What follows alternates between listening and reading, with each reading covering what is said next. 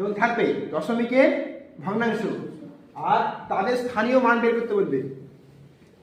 তোর কি করে করবে? তাহলে দুটো উদাহরণ দিয়েছি আমি। এখানে দেখতে হবে 38.14 12, তাই তো? 38.12। তাহলে এটাকে ভাঙতে জানো সবাই? 30 এর সঙ্গে কত যোগ করলে 38 হবে? 8 যোগ করলে। তারপরে দশমিকের পরে একটা ঘর দেখো কি আছে? 1।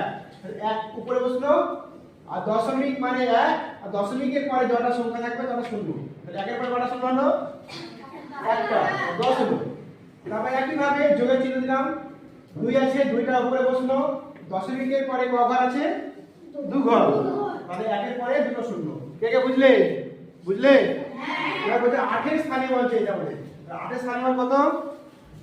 8 এর স্থানীয় মান 8 এর স্থানীয় মান 8। তাহলে এর পরে কোনো 80 নাই, 80 আছে কি? শূন্য আছে কি? নাই, শুধু 8। এবার এইটা দেখো, 2 নম্বরটা দেখো। এটা উত্তর কি হবে? তাহলে এটা লেখো তো। তাহলে 200 প্লাস 40 প্লাস 3, তারপর প্লাস 2/10 প্লাস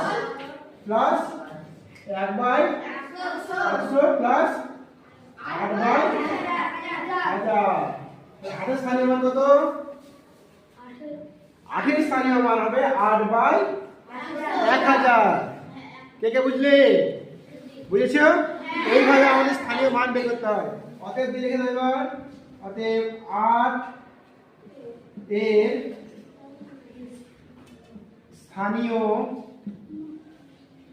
মান সমান 8/1000।